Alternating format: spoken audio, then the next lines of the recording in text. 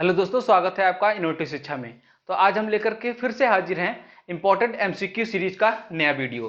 तो इस वीडियो के अंदर हम बात करने वाले हैं क्लास 10 चैप्टर नंबर 1 जो कि आपका केमिकल रिएक्शन और इक्वेशन है। तो उससे रिलेटेड आपको दो एमसीक्यूज मिलेंगे। तो आज का हमारा डिस्कशन इन एक इंपॉर्टेंट टॉपिक पे रहने वाला है, डिस्प्लेसमेंट रिएक्शन। तो आज हम डिस्प्लेसमेंट रिएक्शन के इंपॉर्टेंट एमसीक्यूज देखेंगे और ये भी जानने की कोशिश करेंगे कि डिस्प्लेसमेंट रिएक्शन क्या होता है। तो आपको इन क्वेश्चंस को सॉल्व करने से पहले आप ट्राई कर लें, खुद से एक बार क्वेश्चन को सॉल्व कर लें, उसके बाद से आप आंसर मैच करें। आप चाहें तो प्रॉपर नोट्स भी बना सकते हैं, जिससे कि आपको एग्जाम टाइम में रिवीजन में काफी हेल्पफुल साबित करने वाला है। तो चलिए स्टार्ट करते हैं आज का एमसीक्यू। आज का एमसीक्यू बोलता है, which of the following is और आर डिस्प्लेसमेंट रिएक्शन। तो आपको बताना है कि इनमें से कौन सा डिस्प्लेसमेंट रिएक्शन है।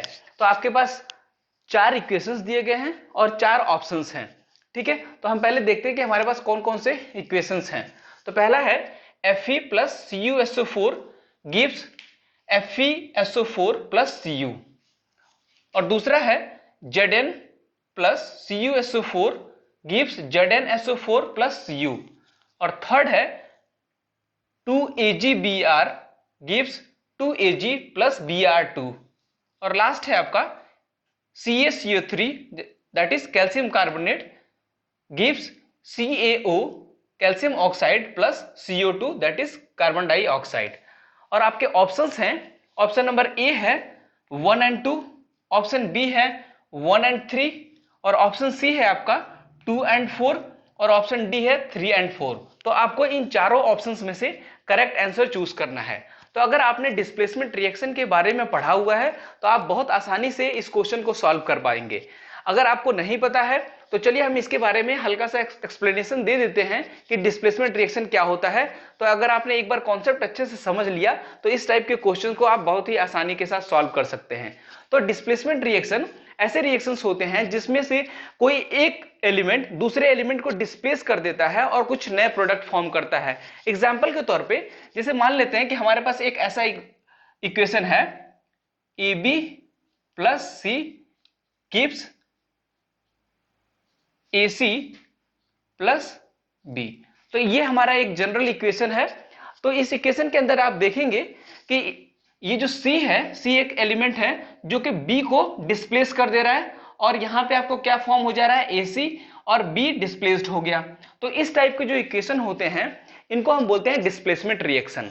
तो अगर आप इस तरह के जनरल फॉर्म से समझने की कोशिश करेंगे तो आप बहुत आसानी से इनमें से चूज कर सकते हैं कि कौन सा इक्वेशन जो है वो डिस्प्लेसमेंट रिएक्शन है और कौन सा नहीं है। तो चलिए इस प्रिंसिपल को हम इसमें इस्तेमाल करते हैं और देखने की कोशिश करते हैं कि कौन सा इक्वेशन हमारा डिस्प्लेसमेंट रिएक्शन है और कौन सा नहीं है। तो चलिए इसको हम पहले इक्वेशन के अंदर अप्लाई करते हैं। तो पहले में अगर आप देखेंगे इसमें दिया गया है Fe plus CuSO4 gives FeSO4 plus Cu। तो अगर आप इसमें देखेंगे, इसमें जो आयरन है वो इसके कॉपर को डिस्प्लेस कर रहा है और प्रोडक्ट बन रहा है FeSO4, और कॉपर आपका डिस्प्लेस हो गया, जो कि आपको कुछ ऐसा इक्वेशन देखने को मिल रहा है। तो इसका मतलब जो ऑप्शन नंबर 1 है ये एक डिस्प्लेसमेंट रिएक्शन है। ठीक है, अब आते हैं दूसरे के ऊपर। तो दूसरा आपसे बोलता है ZnS plus CuSO4 gives ZnSO4 plus Cu। तो इसके अंदर भी अगर आप ध्यान से देखेंगे तो आपको मिलेगा कि इसका जो जिंक है वो कॉपर को डिस्प्लेस करके जिंक सल्फेट बना रहा है ZnSO4, और कॉपर आपका डिस्प्लेस हो गया। तो इसका मतलब यह है कि आपका जो ऑप्शन 2 है वो भी एग्जांपल हो जाएगा किसका, डिस्प्लेसमेंट रिएक्शन का। ठीक है, और हम थर्ड और फोर्थ भी चेक कर लेते हैं।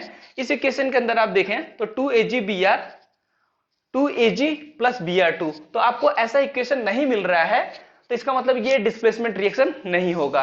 और लास्ट भी चेक कर लेते हैं, CaCO3 और गिव्स CaO प्लस CO2, इसके अंदर भी आपको कुछ ऐसा डिस्प्लेसमेंट रिएक्शन नहीं होता हुआ दिख रहा है। तो इसका मतलब कि जो ऑप्शन 3 और 4 है वो आपका डिस्प्लेसमेंट रिएक्शन नहीं है, और ऑप्शन 1 और 2 जो है वो डिस्प्लेसमेंट रिएक्शन है। तो इसका मतलब हमारा कौन सा करेक्ट ऑप्शन हो जाएगा, हमारा करेक्ट जो ऑप्शन हो जाएगा इसका आंसर वो हो जाएगा option number A. So option number A is the correct answer for question number 1। ठीक है, तो अब चलिए स्टार्ट करते हैं आज का दूसरा सवाल। दूसरा क्वेश्चन बोलता है which of the following is not an example of displacement reaction. तो अगर आपने इस क्वेश्चन को समझ लिया है तो आप बहुत आसानी के साथ इस क्वेश्चन को भी सॉल्व कर ले जाएंगे। आपको सिंपली ये कॉन्सेप्ट ध्यान में रखना है, आप बड़े आसानी से ये क्वेश्चन और ये क्वेश्चन दोनों क्वेश्चन को आप सॉल्व कर ले जाएंगे, और इससे रिलेटेड कहीं भी कोई भी क्वेश्चन पूछा जाता है तो आपको कभी गलती नहीं करेंगे। ठीक है, तो चलिए स्टार्ट करते हैं। तो आपको ध्यान रखना है कि इसमें आपको पूछा गया है which is not an example of displacement reaction. इन चारों में से आपको जो डिस्प्लेसमेंट रिएक्शन का एग्जाम्पल नहीं है उसको सही टिक लगाना है। ठीक है, कई बार बच्चे इसको गलती कर देते हैं, नॉट को नहीं देखते हैं, इसलिए उनसे मिस्टेक हो जाता है। तो आप इसके ऊपर थोड़ा फोकस कीजिएगा कि इसमें हमें नहीं के ऊपर लगाना है। ठीक है, तो जैसा कि आप देख पा रहे हैं कि आपका जो पहला ऑप्शन है Pb plus CuCl2 gives PbCl2 plus Cu, तो इसके अंदर आप देख पाएंगे कि जो PbCl2 है, PbCuCl2, इसके अंदर आप देखेंगे तो आप जो Pb है वो Cu को रिप्लेस कर रहा है, इसका मतलब कि ये डिस्प्लेसमेंट रिएक्शन है। सिमिलरली आप इसमें भी देखेंगे कि इसमें जो आयरन है वो Cu को डिस्प्लेस कर रहा है, इसका मतलब ये भी आपका डिस्प्लेसमेंट रिएक्शन है। सिमिलरली आप Zn को देखेंगे, जिंक ये भी कॉपर को डिस्प्लेस कर रहा है, इसका मतलब ये जो ऊपर के तीन इक्वेशंस हैं वो आपके डिस्प्लेसमेंट रिएक्शन हो गए। और आपको जो बच गया जो कि लास्ट ऑप्शन है वो डिस्प्लेसमेंट रिएक्शन नहीं है, जो कि आपका करेक्ट आंसर हो जाएगा। तो अगर आपसे कोई डिस्प्लेसमेंट रिएक्शन पूछे तो आप ये इन तीनों का एग्जांपल भी दे सकते हैं, क्योंकि ये तीनों आपके डिस्प्लेसमेंट रिएक्शन के एग्जांपल्स भी हो जाएंगे। ठीक है, तो इसका मतलब कि क्वेश्चन नंबर जो 2 है उसका करेक्ट आंसर हो जाएगा option number 4। So option number 4 is the correct answer for question number 2। Thank you very much.